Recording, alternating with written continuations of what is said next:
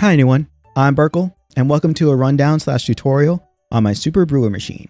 It makes every vanilla potion type in the game with any of the effects that we want on them, plus it makes a Shulker box worth of potions every time that we brew. I was really inspired by Exumaboy's version of this on the Hermitcraft server that he made, and I've decided to give my own a go, and I'm really proud of the way that this finally came out, and everything works pretty well for my needs. And I do want to update things in the future, so if you want to see that, hit subscribe and get ready for updates on this. I'm going to show you it working, and then we'll break it down into its components and see how it actually works. So the first step would be to pick your potion from this wall here. We have all the vanilla potion types in the game because we don't have the luck because there's no like crafting recipe for it. Otherwise I would have included it, but whatever. We're going to go with the swiftness potion just because it's real simple for our needs. You see here it selects it and it stays on there. We could pick any other one and it's going to switch to the one that we select, but we're going to stick with the swiftness for what we want now. Then we could add any of the effects that we want to it, because this one can have lengthening or extension or strengthening. It could be both, so we could do either one. If the potion can't be either one of these, then it just will not take the effect. So it just won't show you that. I think that's one of the downsides of this one, that Exumaboy's is better, but there's plus sides to this one, downsides to that one, and you know, there's always going to be good and bad. But once we have this selected, I'm not going to select either just because it takes a while to brew, because brewing just takes a normal amount of time.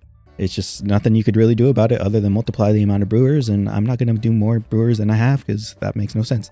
But let's see, we could just press brew and we're good. It's going to do its brewing thing. We're going to go up top just to show you how it works. So it's going to send the ingredients along this minecart track into the brewers here, and the minecarts are just going to go back to where they came from and just sent along the track itself. And really all we have to do now is wait for the brewers to finish their brewing. Once the ingredients leave this hopper here, it's going to detect that and it's going to stop sending a signal through, and this won't be pushed anymore. And then this clock will retract fully. So that just happened. It just did its thing. It will retract fully, and then this will no longer be sent, and then it's going to send a signal, and then we'll break it down more as we go. But yeah, that's it doing its brewing. Then the collection system, we could turn off the music here. It'll finish the cycle. We'll go up to this Shulker unloader here. So it's going to put the most previous set of potions. This is going to be where the potions are going to come. So it's going to pop off, and it's going to get picked up through some hopper minecarts that are underneath the floor, and then get put into this chest here. So when it just happened. Our swiftness potions come through. It's going to get put through and end up here. Our light turns off because once we select to brew, we can't brew until our brewing is done. So it's a little bit of a safety there. It's just so we can't back up the system with a bunch of different brewing. But besides that, I have a little bit of a nether wart farm here just to have a backup, because this is the only thing you really need it for, is for brewing. Like, you don't have it for blocks or anything. But yeah, this is our potion brewing area, and I'm going to break it down into its parts now. We're going to start off with the most important part of the machine, the brewing stand, which has 5 slots. So it has a slot for blaze powder to power the brewing stand and gives it the juice that it needs to actually do the brewing. Then we have the ingredient slot. So this is where the ingredient goes to change the potion into the next phase. And then down here we have the 3 potion slots. So this is where water bottles go, or awkward potions, or other potions that you're brewing or changing into other things. So yeah, we make 3 potions at a time, which does some good maths for us because we want to make 27 at a time, because that fills an entire Shulker box worth of potions. So 27 divided by 3 makes 9. So we're going to make slices of things. So we're going to make 9 sets of the brewers, and that's going to be really convenient. For each slice, we need to work out our inputs and outputs, which I configured here to show you how things are going to work. So we have our top inputs, which are going to be the ingredients. So this is going to be an individual line of minecarts being sent with all the ingredients. So the most amount of ingredients in a single potion is 6, which works out great because we have 6 slots to work with. We have the brewing stand ingredient slot, then the 5 slots in the hopper. And then if we had any more above that in the chest, it would replace the first slot. So that would kind of break the system. So we don't have that. because the longest set of potion is 6 ingredients. So that works out great. We don't have to worry about it. Then on either side, we can add bottles. So we have water bottles in here, and then we can add some blaze powder to the side here, but it's already full, so it's not really going to do much, but we could just put it in there and it's going to go into the hopper, and it's going to try to put it, but it's full. So once it will replace it. I'll just leave it there full. Then these water bottles, I have it locked here because there's a slight issue here. Once we have the water bottles in, you're like, okay, that's good. But this hopper is locked, which is good. That's what we need to have happen. If we have it unlocked, it's going to keep pulling water bottles out constantly. So we need to have it be locked until this is done brewing and detect that. So it is a little bit of a weird configuration. And then we need to lock this while this is unlocked. So that pulls everything out fully. And then this is out of water bottles. Oh, no, it's not. But then this needs to be locked again. So now this only has 3. I mean, it's a little confusing, but it works pretty well with this system over here. So this right here will do exactly what we want. We have some water bottles up here. We'll take these out so it doesn't show any discrepancies. Then the water bottles are right there. Once we press this button, it's going to retract this redstone block, which is going to unpower this hopper. And it's going to power this hopper. So it does exactly what we need to do. It's going to flip the signals of these 2 hoppers. So boom. And you saw it did all 3 water bottles. I think with the stone button, it's actually giving us these 2 and then this one. For some reason, it's a weird timing. So we need to figure out the timing of the system, which we're going to show you how that works out now. In order to get the timing that we want, we can use a comparator in subtract mode and use that using the power that it gets and turn it off using a signal strength of 15 from the side. Since this is always going to get a signal strength of 15 from the side, no matter what it is getting from behind, whether it's 15 or lower, it's going to give us a signal strength of 0 because it's going to subtract 15 from whatever this is, which currently is 15. So 15 minus 15 gives us 0. And then any number beneath this, which it would be, would also gives us 0. So it's always going to turn it off, and this works out great for what we need. So what we need is basically a button press, but of a specific length. So it's going to be more than these 4 ticks here on this repeater. So what we can do is pull this lever, and you saw that it turned off, but this light is still on because it's like the lever is on. Whenever we flip the lever, it's going to press the button for the 4 ticks. And whatever we set this amount of ticks for is the length that this is going to be on. So we can basically make the button shorter by just doing this system here, and it does the same thing. But once we get into longer amounts, this is the amount that we need for our system, which is the 12 ticks. I think it works with 11 ticks because this is 1 tick. It can also work with 13 ticks I've experimented with, but this works great for what I need. But when we use the stone button, all it's going to do is show you the length of a stone button because this is more than the length of a stone button, which is I think 10 ticks. And then a wooden button, which is 15 ticks, is going to last a little bit longer than this. So you can see that this lamp is on tiny bit longer. It's barely, you can barely see it, but it is on for a little bit longer. But yeah, when we push the lever, it shows the exact amount of time that we need to flip this redstone block for it to retract the amount of water bottles or potions that we need. So I have the same configuration we had last set up, but with the timer hooked up to it. And then I put some regen potions in it so we can see that when we flick the lever, we're going to swap out all of the regen potions with water bottles because we have some water bottles hooked up here. So without further ado, let's flick the lever. It's going to do its thing. It's going to flip, and we saw that it did what we wanted. I'm just going to turn that off for future use. And then 3 regen potions, 3 water bottles, more water bottles. Speaking of water bottles, that was the next thing that I wanted to add to refill. So I just added a line up into a barrel where this comparator is detecting through this block whether this barrel is full of water bottles or not. So whenever this is empty, it will read that and turn this comparator off. And then this observer will read that going off over into this piston, which will fire up, and the observer clock here will fire. And then we're just going to get a bunch of water bottles from this dispenser here. because the dispenser is filled with glass bottles. And since it's full, it's just going to push out the water bottle that it distributes. And we're using these trapdoors to like hold back the water and split up the slices so they don't like give the water bottle from this one to that one. It just makes it a little more neat and things don't get divided weirdly. But yeah, that's really all it is to refill the water bottles, is to detect when this barrel is empty, just so we have a backlog, then refill it when it's empty with the clock. I'm using a similar system to refill the dispenser filled with glass bottles. So once this hopper is empty of glass bottles, this will detect that and will retract this sticky piston here, which will retract the observer, which will fire the observer clock into a crafter. So this is one of the few like uses that I've had for a crafter recently, where I am making glass bottles and it's just going directly into the dispenser down here. So this barrel is a little bit like of an overflow protection, just because you make a bunch of glass bottles and when you first filling things up, it's just it's nice to have overflow. So then up on top of that, we have our glass input. So this is our raw material.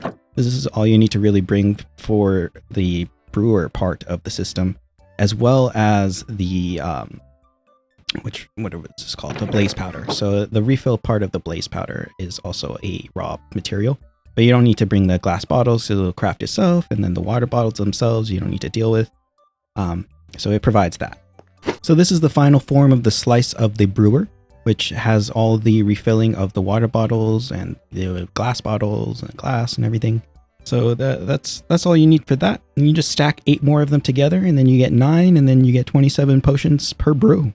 So this is them stacked all together, and we have 9 brewing systems, and it's really as simple as putting them next to one another, then capping them off with some glass to make sure the water doesn't flow anywhere, filling in the system, making sure that the clocks are in the right position, and you're good. You do need to put some minecart tracks along. So this is one for the ingredients. So the ingredients are going to come along this track here, then get put into the brewer from here. And then I have it just the minecarts that they're in, the ingredients were in, are just going to come back through this little hole here because it just was available to me.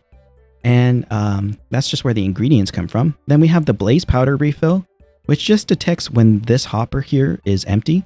And then it's going to send this minecart along back and forth. And because you're brewing the same amount in each brewer, it should never be different. It should all be the same amount of blaze powder that you're using.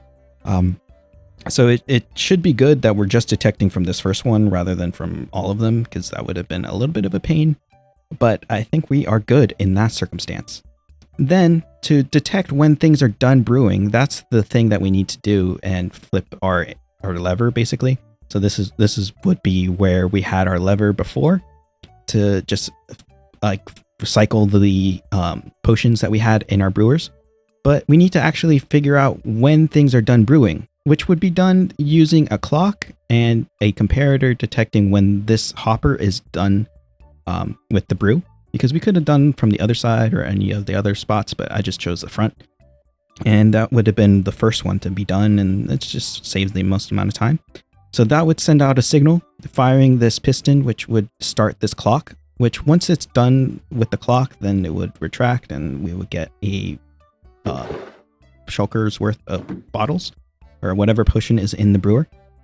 So I could show you a simulation of that basically with this button press, which is going to stay out until these items transfer from here to here. And then once those items transfer back, because this is empty, sorry, then this will retract and then we'll get the cycle for the brewer. That's everything for the brewer portion of the system. What we need to next work on is the item distribution and sending to the brewer. The first thing I did for the ingredients distribution and stuff was make a chart. And that chart looked exactly like this, which it looks a little intimidating, but really it's just every potion in the game. And then with labels of their ingredients and how to make them. So this really just gave me the stipulations of what I needed to get to every potion that I wanted to make. So I got all the ingredients. So this totaled out to 21 different ingredients. So that's great. It just means that I'm going to have 21 different ingredients to sort through. So I'm definitely going to want to make it tileable so it's as small as possible. So if we make it tileable, that means we can put one right next to each other, just like the brewer. And that makes it as small as possible, because if things are next to each other, then you can't really get much smaller than that, unless you're like overlapping and things. But this also makes things easier. So we're making it tileable. 21 ingredients, tileable. Then we need to make it selectable, because some ingredients or some potions can use the glowstone effect, which makes them like the type 2 effect, type 3 or 4. And then some of them can use the redstone, and some of them can't. In which the redstone makes the potion longer in effect. So we need to make sure that the ingredient itself is selectable, and then we'll have some overrides for things like the redstone and glowstone, and then the gunpowder and the dragon's breath. So we need to make sure we have the overrides for the ingredients to be selectable. Then what we need to do is figure out how we're moving the ingredient. To move the ingredients, I knew I wanted to use minecarts of some variety, because we have the 2 that can hold items. And we have the hopper minecart and the chest minecart. The hopper minecart has a benefit because it can pick up the items once we just throw them at it. So like it already has the item in there. But the chest minecart, when we throw something at it, it just kind of sits on the ground, which makes sense. So that is an added benefit to have with the hopper minecart. But as you see, we have the turtle master helmet, which is one of the ingredients for our potions.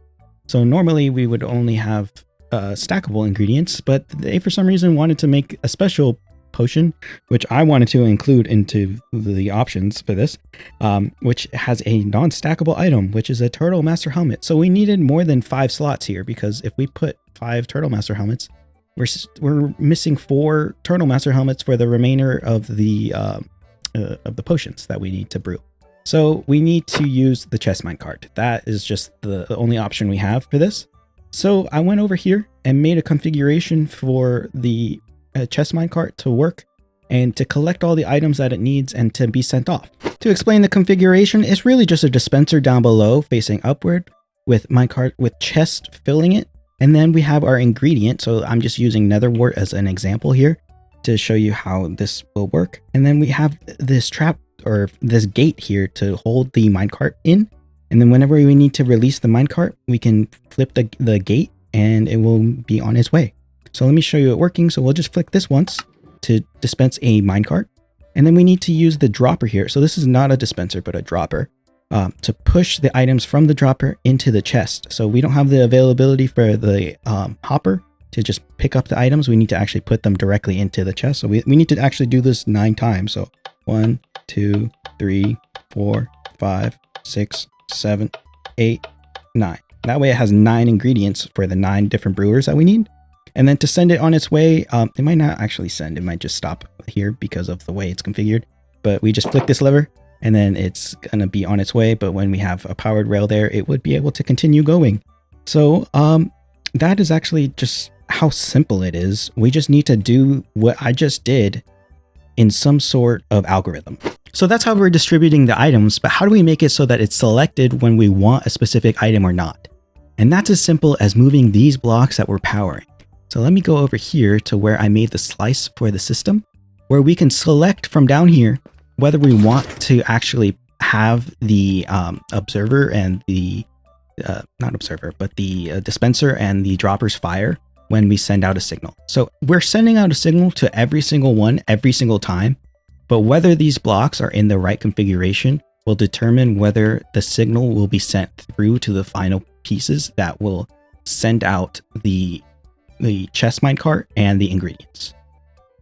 I'm actually going to select it, so we're just going to flip this lever, which is just an observer detecting some sort of switch, and then that is firing some pistons, which is another observer here, which is firing another piston, and that is just an alternating switch of where these blocks are. Every time this fires, it's going to alternate where the blocks go, and that's exactly what we need to have it be an on state and off state for when the observers flow.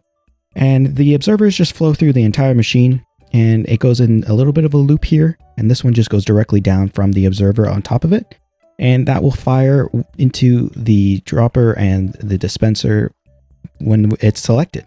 And for the rest of the system, we just have the ingredients that is a little bit of a refill here detected into a lamp just to see when the ingredients are out. That way we could just label them whatever we need. This is just an example slice. So that goes down into the dropper. Then for the minecart with chests, we have a line of hoppers going all the way over to here, which has a honey block on top of it so that we can fire or just throw some minecarts against them. That was a bad throw. And there's also full, so it's not going to detect it or catch it. But once we go against that wall, it's able to, like, this is not a full block, so it's able to pick it up and it fills it up. And since these are full, it's not going to pull any of the items out of the chest minecart that we're filling with ingredients. So that just works out well for what we need. Anything else? Really, it's just a matter of making sure your item is selected that you want and then do the algorithm. So we're just going to do that again with these observers. So it's just 1 and then this 9 times. I think that was 9. Correct. And then we fire it by pressing this one. And then it would be sent off to the brewers. And then it would go back once it's empty. And then the minecart will get refilled with whatever is empty. So whatever is used is going to be sent back. So it should just get filled up and we'll be good. But how do we get this algorithm to work out correctly? Because if it were just press this, then that, then that would be easy. But really, we need to press this 9 times, then press this. So it becomes a little bit more complicated. But we have the ability of pulse lengtheners, which we can read each time the pulse is lengthened. So when we fire this, there's a couple of comparators going in a loop. It's going to read the full 6 or 15 length from this, and then it's going to go into this one, which is going to go down 1 length. So this is going to read 14. So this will read 14, firing 14 into this, which will read that to be a 14, and it's going to go down all the way from 15 to 0. So we're going to read that, and we're going to get 16 items from this block to here, because if you count down from 15 to 0, there's actually 16 numbers, not just 15. So we can flip this lever twice, which would fire it on and off, and that will give us what we need. Also, everything pressing the button will be good. So we'll just press the button, and we should, once this is done, have 16 items. Correcto. And then you're thinking, that's great for 16 items. But what happens when you need only 9 items or 8 items or whatever amount of items? That's when you need to limit the amount of the pulse or like the signal that you're sending into this block. So right now we're sending 15 into this block. What we need to do is send 9.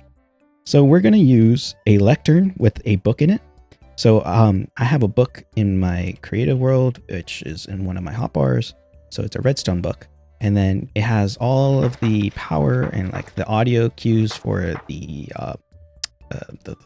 warden things. But here we set it to page 9, which is power 8. And then whenever you're consuming items, it's what it would hear if you were to put it onto one of those audio cues. But this will fire and give us a signal strength of 9 on this block. And then it's the same signal as before. It's the same comparator cycle. And it'll just go down every single time once. And this will read that on the redstone and fire into the dropper, which is going to put into this large chest, which we have all set up. So we could just fire this, which is doing something similar to what we had before, where this is meant to always be on. But we don't want that. We want it to be always off. So when we flick this, it's going to depower it, because this is going to be depowered. Then this is going to allow whatever signal that is being sent through. So we could flip that. It's going to do its thing. When we power it again, it needs to actually like be depowered. It needs to be a button. And then we should have only 9 items, because the first one when we flick is 1. And then each of the power being consumed is another one. So that would be 9 items in total. So that does exactly what we need for the system. So we just need to stack them up. So I stacked them all together, which was just 21 ingredients, with all of them being the same, except for the Turtle Master one. We have to remember, for the Turtle Master one, where we have the scoop, you need to add a crafter instead of a dropper for the ingredients. So we just make a crafting recipe for the turtle shell helmet, and then you're good. It's the only change you need to make for any of the rows. And the ingredient list, it does matter what order you put it in. Make sure you put the nether wart in the closest one to the exit. Then the final 5 needs to be fermented spider eye, redstone, glowstone, gunpowder, and then dragon's breath. If you want to do it in the same configuration as I did, just do it like this, and it makes things a lot easier for the encoding later on. But yeah, that is putting everything together. Then we have the algorithm, which is all set up, and we could just fire it because nothing is going to happen because nothing is selected. It's going to fire for the bottom, then the pulse lengthener is going to fire, and then when that's done, it's going to fire all the gates to send the minecarts on their way. But since we didn't have anything selected, we don't have to worry about anything being sent off that we don't have, like don't need. But let's make like a potion. Let's like pretend to be making a potion that we want. So let's select the ingredients that we need. I select the nether wart, and then to make something really simple, we'll make I think this is strength or fire res. We'll select the blaze powder. So we want those two ingredients, and then we want to make it a splash potion. So we also want it to be this one over here. So those are the things that we want selected. And then when we press the algorithm to go, it should have 3 minecarts filled with items and sent along the way. So we'll do that. You can see one was sent with items, and then it's being sent along the way. So that's pretty good. It takes a moment for all of the minecarts to go, so that's why we have repeaters up along, and that will just make sure that there's enough time for each one to go before they like collide. And then we have the 3 ingredients that we selected, and we're all good. For the minecart redistribution, we just send back the empty chests that are being sent along, and then they will be broken by this lava cauldron, which is aligned by this chain here. And then this rail here will be detecting that. It's going to try and pick it up, and then it's going to be too big, so it'll break because of the lava in the cauldron. And then it's going to go directly into these hoppers, which goes right into these dropper, which is going to be detected through this comparator into this hopper or observer clock, which will send out whatever's in there. So whenever there's something in there, it just gets fired out. And we talked about the honey trick earlier, where it's going to be a little bit smaller than a full block, where the hoppers can pick it up from the side.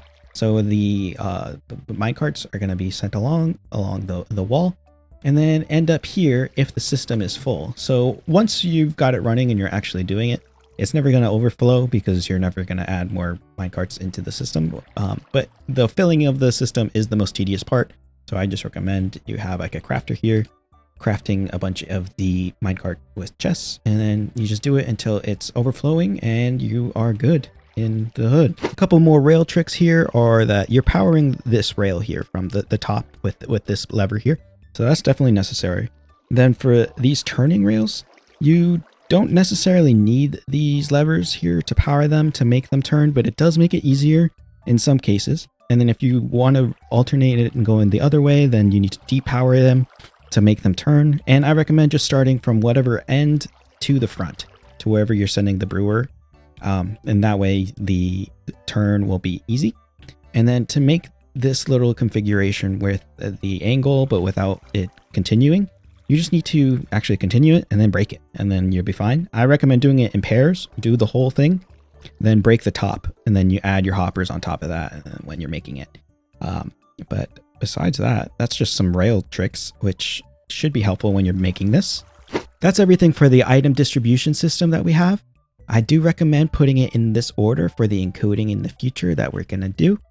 So start with the nether wart. Then technically any of the ingredients doesn't really matter. Then the fermented spider eye needs to be fifth to last. Redstone, glowstone, gunpowder, then the dragon's breath. What we need to work on now is the selection panel so we can get these selected for our ingredients. But there is a step between this and that. So we're going to work on the selection of our actual potions first. For the selection screens, they're all pretty much the same. They just get a little bit more complex as they get bigger. So we have the single selection screen. This is just to brew, and it becomes selected, and then it's selected until it stops brewing. And that is really good and really cool. Then we have our triple selection screens. These, you select one, then it will swap to it. It will do a little bit of a dance when you're switching. Then the 21 selection screen, this one's a little bit longer. It has a little bit of a glitch to it where it's going to do a little bit of a flash and then select, which I'm perfectly fine with. I don't think there's any issue with the flashing. I wish it didn't do that, but you know, it is what it is, where it's going to do a little flash. So we're going to move our way up from this one to that type, than to this one where we have all the 21 selection, but they all do similar things. So we'll work our way up. So here's our bare bones single selection screen. So this is where you select it from the front, and then it sends out our output signal, which is out from the back. Then the T flip-flop here has an item in the top dropper because we selected it. And then when we want to reset it, we send a signal in from this redstone output here. We would just send a signal whenever it's done brewing, and then that would reset. This comparator turns off because there's no more item in the top one. It goes to the bottom. And that's pretty much all that we need to do. We need to add a light to the front and then have a little bit of an easier signal send. But that's as simple as it is. So let's get a little bit more complicated. So here's the completed slice for our selection screen. We still have the input out in the front, of course, where it's going to go reading into the T flip-flop, which was going to be read out by this sticky piston here, which is going to push and pull a composter, which is filled with compost. So these comparators will read the output level of that. And then that is going to be read out by this observer, which whenever this changes, this is just going to observe that. And then it will depower the lamp, which will continue on. I mean, I could just change this into a couple of repeaters. I think that might be a little cheaper, but I wanted to use the new lamps. So I use the new lamps. So that's fun. But yeah, that is the same output and everything. I just moved the output from the top down to the bottom just to make things a little bit easier for me in the long run, rather than have everything up at the top and it makes things a little bigger. But to make things like tileable, all you got to do is stack it right next to each other. There's no problem until we get to a certain size. So like this one, we need to reset up at the top because there's no other one next to it. But for this one, which we have A and B, we can press A. A is selected. And then when we press B, B is selected. Because it's automatically pressing the reset for the entire row that it's on, we can just select the opposite one that we want, and it's just going to select it. So we could do that for the 3 tileable one that we wanted. So that's great. But the problem is once we reach a distance that is more than 15. So we can select the first one here. That's good. It's gonna pick that. And then if we pick something in the middle, it's gonna reset, which that's good. And then if we pick something like 17, it's gonna reset the middle because it could reach there. But the problem is if we have something like the 17th one picked, and then we pick the first one, it's not going to reset the 17th one because the redstone doesn't reach that far. It only reaches 15. So we need to actually have it have a way of extending this, but we need it to be both ways, not just one way with a repeater. So it gets a little bit more complicated than just a repeater. We need to use a bud extender. What's a bud extender, you might be saying? Well, to generate one or make one, all you need is this set of materials. And then you have a bud extender, which you're saying, what is a bud extender again? Which it really just grabs any sort of update detection or update from a block. So we can update this block by putting a block on top of it. And then you saw that updated the system here. And then we can use an observer to detect that whenever we update this rail. And we will just activate a note block or something to do that. So we'll right click this and you say that had an update. And the only timing differentiation was in this observer. So like you saw that I right clicked that and that happened pretty much at the same time, minus the 1 tick of this observer. So it's all happening at the same time, which is great. That's exactly what we need. So over here, I have the exact distance that we need for our updates. So I'm just showing you with some lamps. So we can do it upwards, downwards, and I already showed you from the side. So over here, press that and our lamps light up pretty much as soon as we are pressing the note block, because I'm using this piston here to update the rails, because as soon as it sees that it pushes out, it will be updated. And then I'm using 1 tick from the observer to just do it so quickly that it only sees it once. And that's pretty much all the bud extender does. It's seeing like this does it the entire distance at the same time is exactly what we need, and it goes back and forth. So if we update from this side, you'll see that the lamp at the bottom will light up because we have the observer facing down into the lamp. So we'll just update that again. You see, boom, boom, boom, boom, boom. So yeah, we just need to add this to our system over there with the reset. To add the bud extender to our selection screen, it takes a little bit of an alteration, but it's nothing too major. We just need to add an observer facing up from the note block that we pressed to like get the detection for the T flip-flop. And then that will face into a block, which will read from the side of that block into a sticky piston, which turns the two inputs from the note block into one input, because there's an observer that's going to go up and it will only detect when it goes up. So that's a good thing, because we're going to turn two pulses into one up pulse, and then that's going to have one pulse from the piston. So we could update this in many different ways. I just decided to do this. It seems a little more overcomplicated, but the timings are important. So we needed a certain amount of ticks to get this right. And it works out well with this configuration. So I'm not going to change it, I think. I mean, I would change what ain't broke.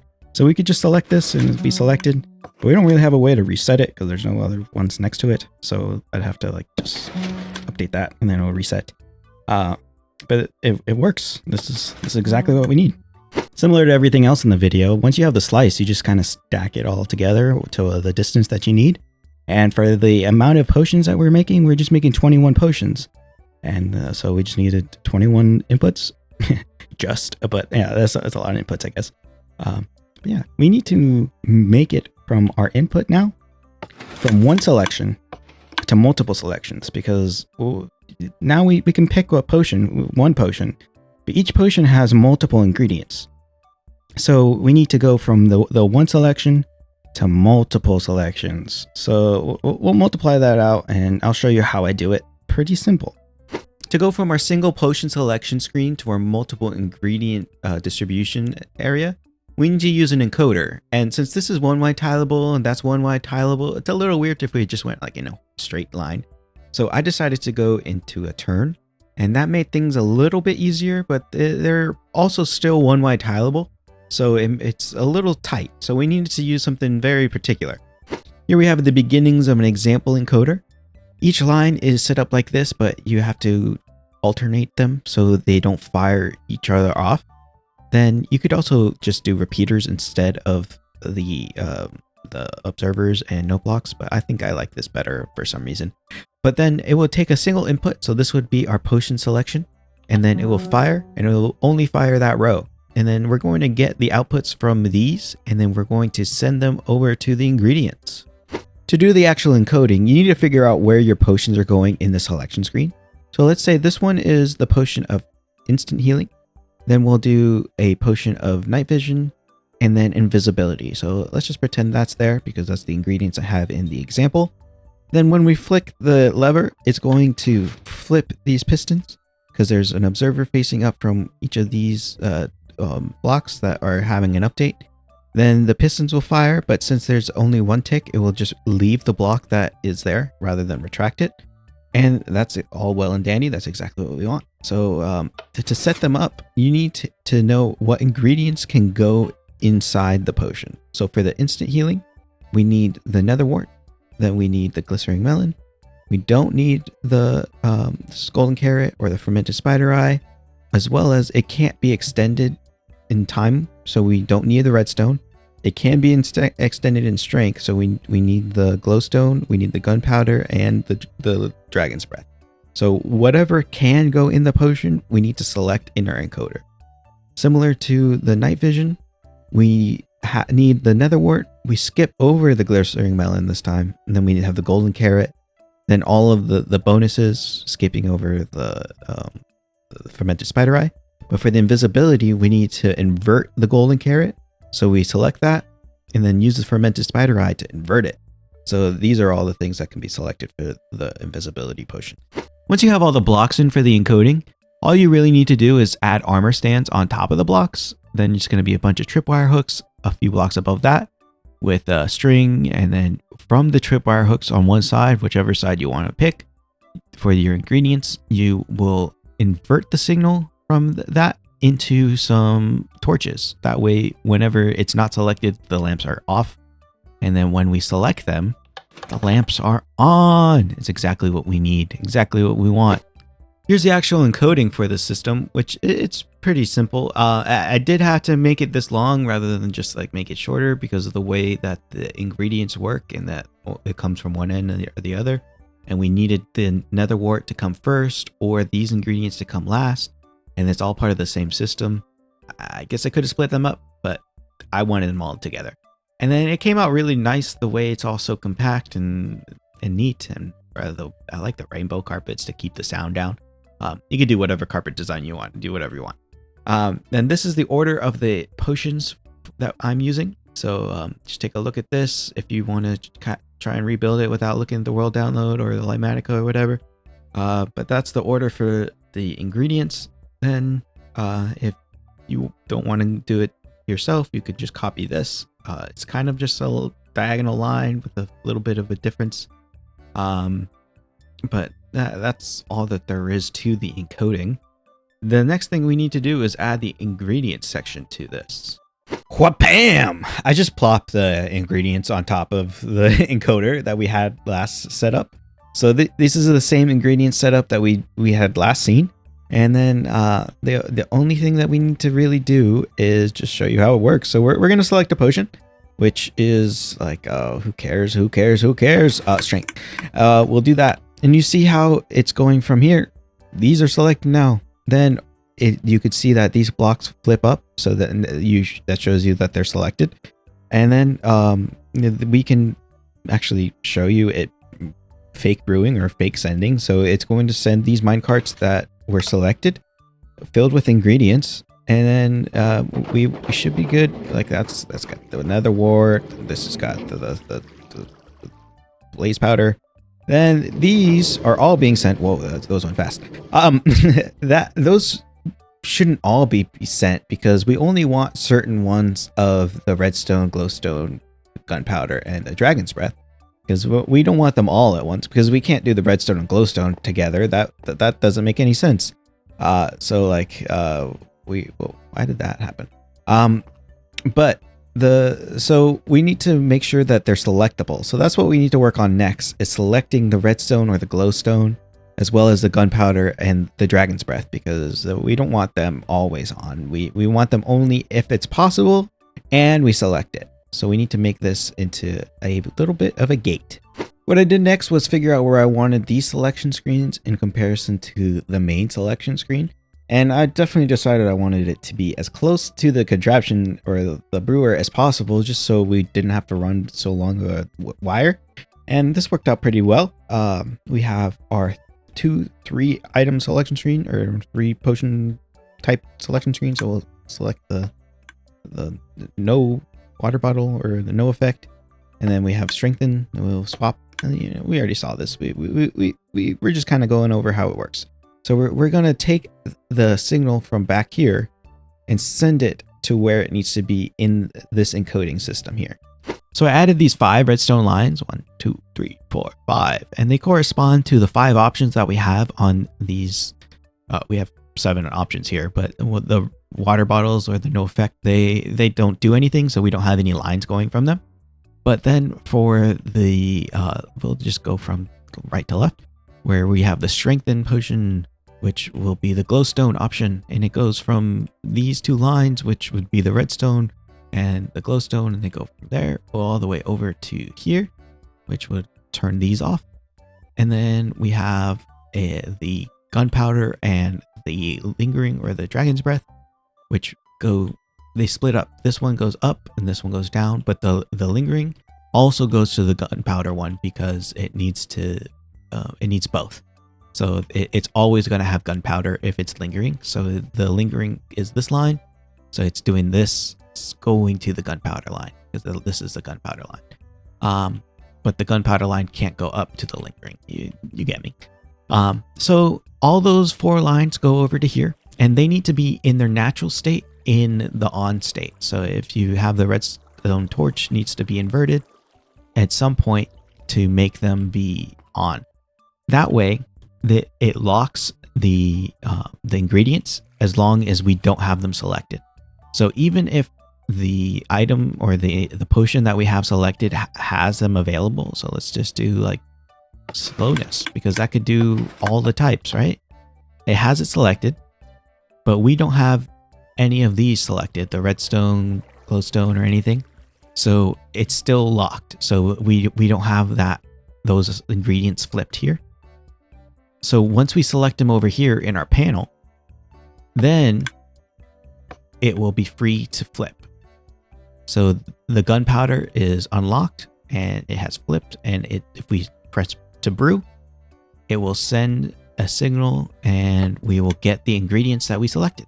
I started working on the item pickup because we needed that for the reset of the system, because what we're doing is detecting when the potions are done being picked up to know when it's done brewing, because that way we know that it's completely empty and we're done, it's ready, and we can go from there. So we detect when a shulker comes through this system here, and then it goes up through some droppers, and then we'll replace whatever shulker is in that position there.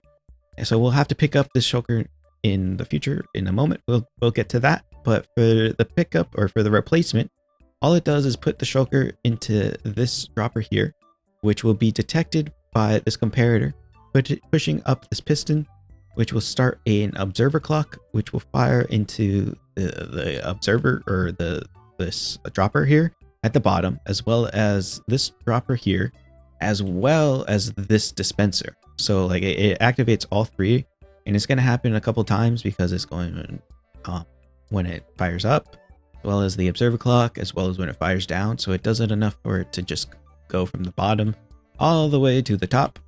And then while it's detecting that, when it's in here, it's going to push this piston, this regular piston, to break whatever was in it previously. So we can I'll just show you it again. It's going to go in there, it's going to go recycle. So as soon as that breaks, it goes in. And then I also have a way to break it if you just want it to be broken, you don't have a pickaxe or something, or you don't want to break anything around you, you're scared, you just break it like that. You could also just put a shulker in there, and it's going to do its job. It's going to break it and then replace it.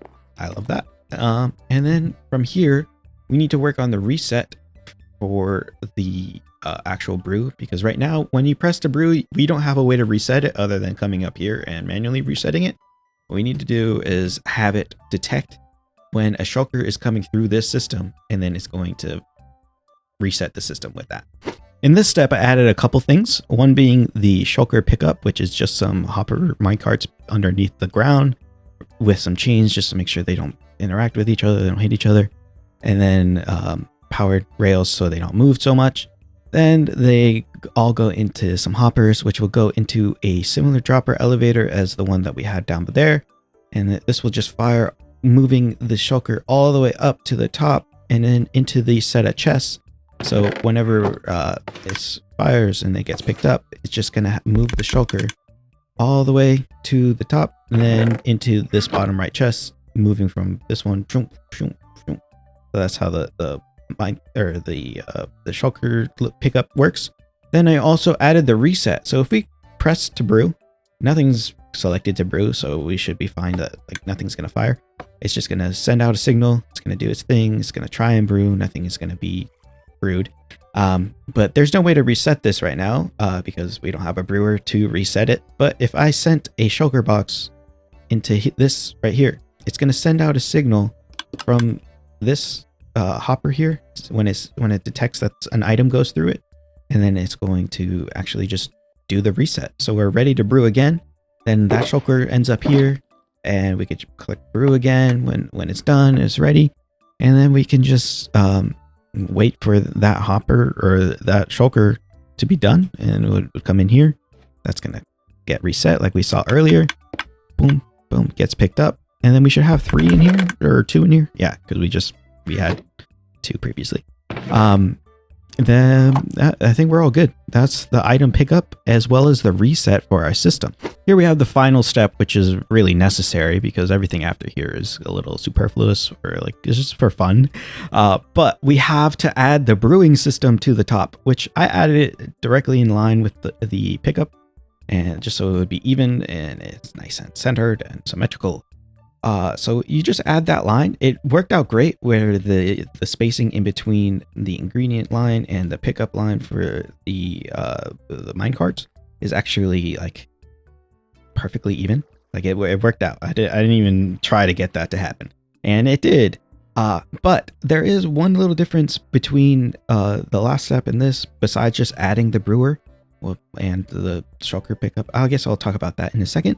Is the water bottle line, because I wanted to have a way of just picking up normal water bottles, not ones that are modified in some way. I needed to add a line that would pick them up whenever just the water bottle is selected. So I could have picked it up off of the lines that were just the water bottles here if both of these are selected, and but I decided to just do a line off of everything because I already had the lines out. It just worked out a little easier for me, at least. So we have those lines. When none of those are selected, then this block will be out, and then this line is detecting whether the water bottles is selected. So that's all it's detecting. Water bottles on, yes. None of those on, yes. So that if those two are good, then we're gonna get this signal going all the way up to here, and this block will be retracted. So then we'll be able to get a signal that's going to send to our clock that will that fires or like recycles the water bottles to go. So it does take a moment because we need to wait for the items to recycle. Like it's still like one brew basically, but we can get the water bottles if we really wanted to this way. It doesn't seem like we would want to do that. The only real reason I think we would want to do this, other than just like picking up a bunch of water, is if we wanted a bunch of thick potions. So we could just do water bottles, and then we could do lengthen, and then with that we have a bunch of thick potions. Why? I don't know. Or strengthen we need for thick. Then if we did this, it would give us some sort of augmentation. I don't remember off the top of my brain, but yeah, that is the line that we need to have. So this is like, if it's not the case, then it won't happen. It won't just fire. So that is good. We don't want it to just fire. We want it to only fire if there are ingredients, or if the water bottle is selected and there are no ingredients. So those are the two options. For the shulker loader, I think it's by Kale Hammeron, at least the original one with that I found a long time ago. This is the one that I make for almost everything. But basically it works by detecting when this signal strength here goes from 14 to 15, because this one is always 15. So this one is going to be constantly at 14, even if this one is lower. So this is going to detect when this is full, it's going to have a signal strength of 15 here. So this will detect that going through this line of observers and the hopper, which will fire the sticky piston, pushing the shulker, breaking it, going into the hopper line, which will reset our system, as well as it will fire. But there's nothing in this dispenser here, so nothing will happen and nothing will fire, as well as there's something there, so nothing will be able to fire. But it retracts. Pushing when it pushes, it allows this one shulker to go into this dispenser. Then when it retracts, the dispenser will have one shulker in it, and it will push it up, as well as it will craft a shulker. So I just basically added the crafter underneath instead of adding some hoppers, and that gives us a lot more shulkers in the end, rather than just having a bunch of chests filled with shulkers. So we don't really have to worry about it too much. It will just have the ingredients that we need to craft the shulkers themselves. And that's everything that we need to actually like brew a potion. Like I said earlier, everything else is just for fun or just to add a little bit to it. So we can just craft a potion here. We can make like a poison potion of definitely a splash, and then we can make it a little bit longer. It's just so it's more annoying. And then we will press to brew, and we'll just have to do a little bit of waiting, but it's going to do is brewing. So we'll just chill out here while it does its thing. That took forever for all these poison potions to brew, and it wasn't really that long, but it just felt like forever because there was silence. There was no music playing, or there was no option for music or anything to do. And this, I mean, it felt like a small room because I was just standing here after I flew around a little bit. But yeah, so what I added was some music, and this is an original song by me. You don't need to add the music. You could just make whatever song or whatever you want to make. I added this little bit of a lever over here next to the Shulker collection area, which goes to this rail. So I had to use a rail because otherwise it would power this block or something. It would have powered something we don't want to power, and that would have been bad. But then it goes down this dropper line, or not dropper, but observer line, which goes into a sticky piston, which whenever the block is here, it has the power is able to go through. When the block is here, the power is not able to go through. So that's what that switch does. Then when the music is playing, we can listen to the song just by putting a block there. So this emulates that the potions are brewing. But yeah, this makes it so much better when something is brewing, just to have like a little bit of like motion in your brain, not just standing there aimlessly. But yeah, that's the last thing other than the netherwort farm, which is also not really redstone related or like important. So we'll touch on it real quick. That's the last thing. So here we have the final version of the farm, which everything is the same as the last bit, except we have a floor and a netherwort farm. So the floor, we have some lights in it just to there it is. Just so that we can like make sure nothing spawns. Oh, no, that's bad. Then for the netherwort farm, all it is just 4 of the soul sand on either side, and then soul sand in the middle, so you could take advantage of the soul speed. Then you use a netherite hoe, or any hoe really, with fortune on it. And then, well, I'm in creative, so that's not really going to do anything, but it will drop more of the netherwort. And then you could just have the farm here. It's going, and you restock when you need. Then I added these doors to get to the back area. You can figure that out however you want it to best, because you do need to restock eventually. If you're filling up these chests, I don't think you need to restock for a while, but maybe some of them, maybe like these 4 need to get restocked every once in a while more, as well as a netherwort you would need to restock. Then, I mean, it depends on what potions you're using and what world you're using and what games you're playing and whatever you're doing with all the potions. But yeah, this is a great way to make a lot of potions at once, and I highly recommend it. The changes I kind of want to add or make would be to add a queuing system. So whenever we press brew, rather than just to like have it send to the brew, it's going to send to a queue. So that's the main change, or the biggest change that I would want to do to it. And I think that would make it significantly larger, which is something I don't like, but I think it would make it significantly cooler or better as well. So you don't have to just be waiting. You can just like be queuing stuff, and then it will just brew as you go or as you wait. So yeah, that is the machine. That is my super brewer machine. If you liked it, please hit like, hit subscribe, and if you want a Lightmatica download, it should be in the description.